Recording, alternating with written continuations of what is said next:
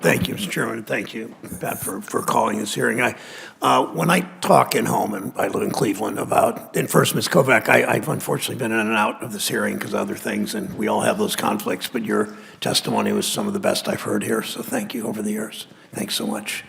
When I talk about this at home, I often talk about Governor Kasich, a Republican, and I, a Democrat, worked to implement the Affordable Care Act over time in Ohio, and he did Medicaid expansion.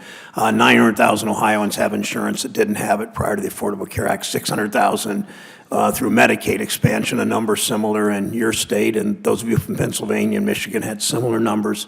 Tax credits to help insurance become more affordable, 23, 24-year-olds staying on their parents' plans. Consumer protections for those who have pre-existing conditions. A report just came out that 2 million Ohioans have a pre-existing condition in a state of 12 million, not much different from the national average. Another benefit included in the ACA is the guarantee of a no-cost annual wellness visit for Medicare beneficiaries. This visit includes testing for cognitive impairment. You know how important that is. Dr. Karlowish, in 2016, you authored an opinion piece in Forbes commenting on how important the ACA has been in our collective fight against Alzheimer's. Briefly elaborate on provisions in the ACA that have advanced the prevention and the diagnosis, the early care of Alzheimer's patients, including the individuals you treat at your practice, if you would. Yeah, no, for me, it was sort of a moment of revelation, which is, you think, well, most people with Alzheimer's disease are over 65. They have the social insurance program of Medicare, so why would the ACA matter? Because the ACA was about expanding coverage for health insurance people who don't yet have Medicare.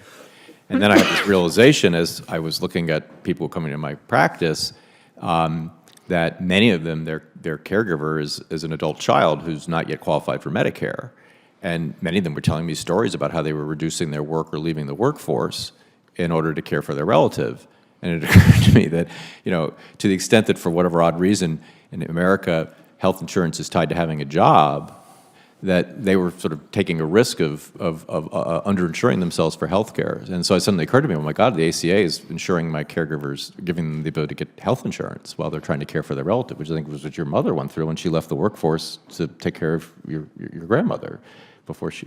So that was one. And then a lot of the innovations we've been talking about around care coordination, around improving diagnosis, have been made possible by the Center for Medicare and Medicaid Innovation, or CMMI. And CMMI was created by the Affordable Care Act. And so when I hear about removing the Affordable Care Act, every word and whatnot, I'm like, well, I don't want to see CMMI go because it's been sort of an engine for innovation and the development and delivery of Medicare services. And then finally, as you point out, the Medicare annual wellness visit kind of put on the map for medicine the need to pay attention to and take seriously cognitive impairment, just as you take seriously hearing impairment, weight loss, visual loss, et cetera. And so, again, while it sort of was an act to give health insurance for people who weren't yet qualified for Medicare, it suddenly occurred to me that this act is actually incredibly important for taking care of patients with Alzheimer's disease. And thank you for that. In my state, 200,000 people are battling this disease, roughly 200,000, a little more than that. And there are still efforts, as you know. The president tried in Congress, failed by one vote to repeal the Affordable Care Act, and now he's in court in Texas. We'll get to the Supreme Court to wipe those benefits away, and you know what that would mean. Ms. Kovac, in the last minute or so, thanks for being here. I wanted to share a note from Ellen Garber of Cincinnati. She wrote me about her mom diagnosed with dementia 6 years ago. She said, I've been supporting my mom's care for almost 6 years. I had to quit a career long before I would have left the workforce. I was not ready to retire.